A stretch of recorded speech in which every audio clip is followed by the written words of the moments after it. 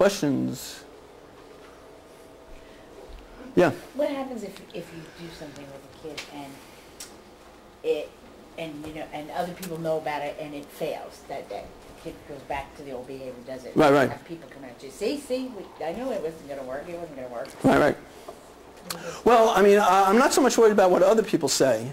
I mean, the kid might come back to me. I mean, I worked with somebody. In fact, if you read the chapter that I did in the sex offender, which is actually also on my website as well, paradoxpsychology.com.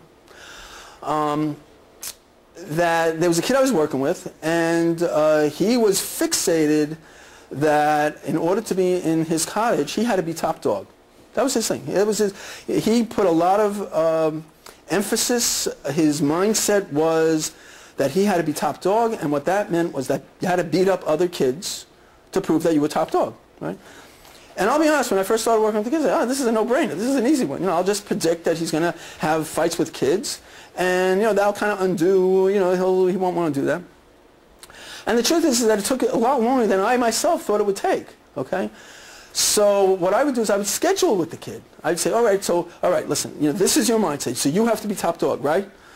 Yeah, okay, so the kid agreed with that. So I say, you know, and you're absolutely right.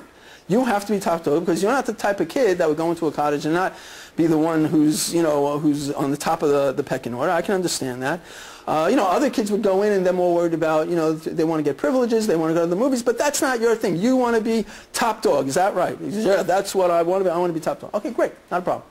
So when you go back to the cottage, who is the kid that you have to, you know, who are the three kids? Let me ask this. Who are the three kids that you have to definitely beat up to make sure that everybody's in line? Right? And, oh, okay, you know, you're asking me a question. I'll give you an answer. Well, there's Eric. Okay, I got to beat up Eric. There's Kevin. And there's Peter. Okay, those are the three kids. Okay, fine. Not a problem. Okay, so out of those three, who's kid number one that you have to beat up? And who's kid number two and who's kid number three? Who's the worst of those three? Kevin. Kevin's definitely the worst. Okay. All right, so what you're telling me is that you have to beat up Kevin. You have to make sure that you beat up Kevin to stay top dog. Yeah, that's right. And who's after Kevin? Well, Peter's after Kevin, and then I guess Eric is third, right? Okay, fine. So what we're going to do is we're going to plan together. You and me are going to plan together that when you go back to the cottage, okay, you're going to see Eric. Right, you're going to see Peter and you're going to see Kevin. Now let's say Eric bothers you first. You walk into the cottage and the first one to bother you is Eric, right? Well, you have to tell Eric, because we're scheduling now, you have to tell Eric, I'm sorry, you're number three, all right? So I'm going to have to beat up Kevin first, then I'm going to have to beat up Peter, all right? And then you're number three. So you have to get online is what you, so now you have to tell them, now you tell the kid, you got to tell them to get online because who's number one? Who's the first one? And in my mind, this is like easy, right? And the first hard part for this kid was to focus. Okay, Kevin is number one. Okay, Kevin, all right.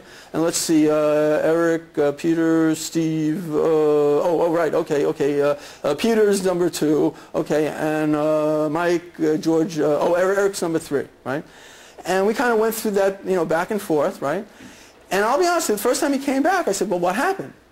And he says, well, I got into a fight. I said, well, and you know, great, excellent. You know, you did the homework. I gave you homework. You stayed with the homework. Good job. Now, on one level, and again, it's not that I wanted the kid to have a fight, but the point is that the kid was going to have a fight anyway. All right, that's his pattern. But what the kid's not accustomed to is the clinician saying, oh, good job. You know, like, hey, you kept to what we talked about. So that kind of threw him a little bit. But I said, well, when you got to the cottage, who was the first one that you had a fight with? You had a fight. So, well, to tell you the truth, I ended up fighting Peter first. Oh, you fought? No, wait a minute. We talked about this. You know, now I know that you got to be top dog. You know, we're on the same page with that. But you can't be beating up Peter first and leaving Kevin for second. That's disrespecting Kevin. I'm telling you right now. Okay? So the next time, so when you go back to the cottage for this week, you got to remember that Kevin's number one. Kevin's number one. Who's number one? And I asked him, who's number one? Oh, Kevin. That's right. Kevin's number one. Now, it took a number of weeks, but there came a point that he came back and I said, well, did you have a fight? Did you have a fight this week? Oh, no. Wait. Come on. I know you. You know, you always have a fight. Bert, I know you. Well, I didn't have a fight. Well, what happened? Well, I don't know. I came to the college and Kevin was bothering me, and then I realized I was going to lose privileges, and I wanted to go to the movies, and I don't know. I just didn't have a fight.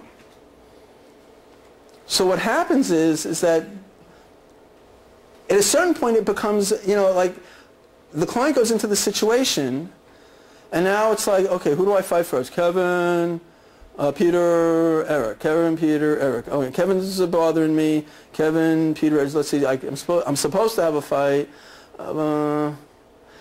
If you get a sense of what's happening, it's like by the time the kid figures out who he's supposed to have a fight with, Kevin's in the other room already.